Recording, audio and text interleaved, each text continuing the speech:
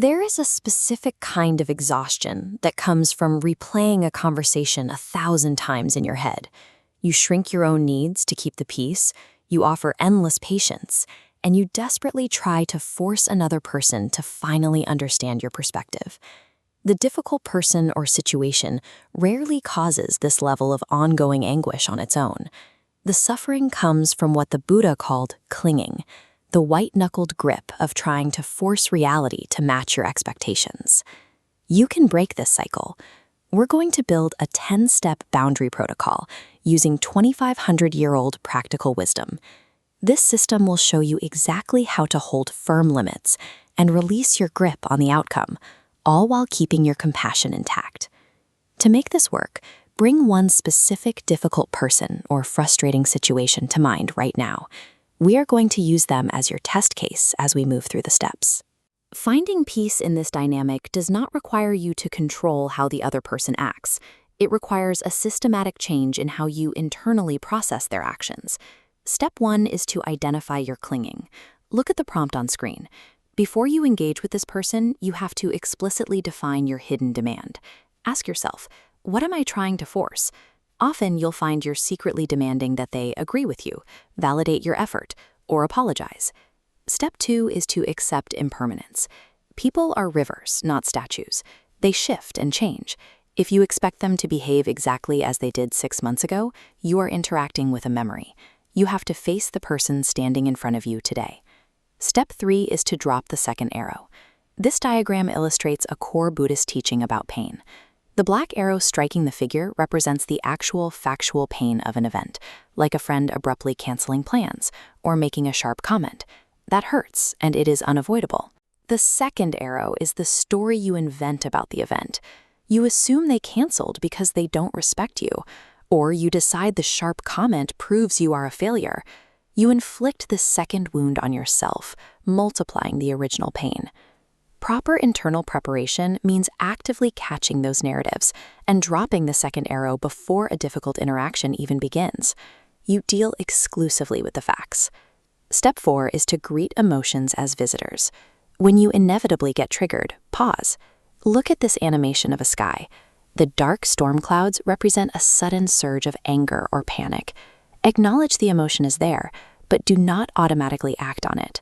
Notice how the clouds pass through, leaving the sky unchanged. To observe your emotions as temporary weather is to recognize that while feelings are real, they are not your permanent nature. You are the sky, not the clouds. Step 5 is to unhook from the worldly winds. Decide right now that your inner stability does not require the other person's approval or praise. If you need their validation to feel okay, you hand them complete control over your emotional state. Step 6 is to see their emotional weather. The Buddhist concept of vipassana means clear seeing. When the other person lashes out or suddenly withdraws, recognize that their behavior is driven by their own unexamined history and wounds. It rarely has anything to do with you. This split screen shows the difference in real time. On the left, you internalize their emotional weather and become a puppet, jerked around by their moods. On the right, you practice detachment. You stand like a solid mountain, letting their storm wash over you without moving from your center. Step 7 is to state your boundary without over-explaining. Check the graphic on screen. Avoid the trap on the left, where you write exhausting paragraphs trying to justify your existence. Instead, use the approach on the right. State your needs in one short, clear sentence.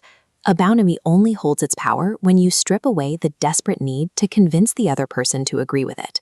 You state the limit, and you stop talking.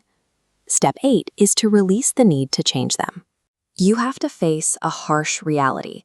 People do not change because you want them to, or because your boundary makes sense.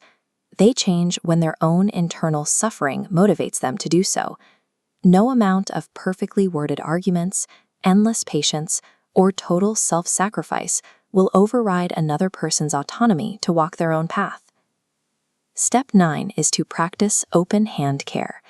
In Buddhist teaching, the 4 immeasurables show us how to care deeply for someone's well-being while completely surrendering control over their choices.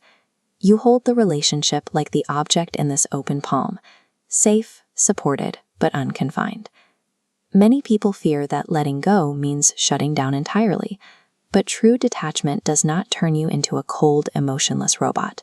It gives you the clarity necessary to love someone without a desperate, suffocating grip. Step 10 is to leave the raft behind. Once the conversation physically ends, do not carry it with you. Replaying their tone or analyzing your exact phrasing is like dragging a heavy raft on your back after you've already crossed the river. Put it down. You achieve emotional independence the moment you state your boundary and step entirely off the battlefield of their unresolved problems. You now have the complete 10-step boundary protocol shown here.